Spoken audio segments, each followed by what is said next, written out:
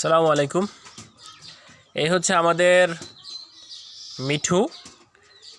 সেও গরমে অস্থির, যে পরিমাণ গরম পড়েছে সেও গোসল করার জন্য খুবই আকুপাকু করছে এবং খুবই ডাকাডাকি করছে।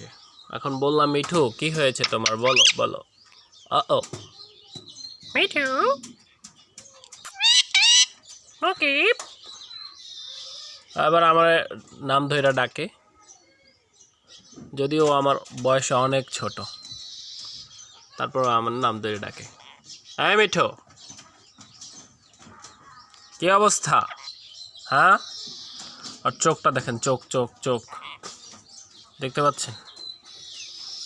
হ্যাঁ, চোখের মধ্যে ওই যে করে আর কি, এটার কি বলে,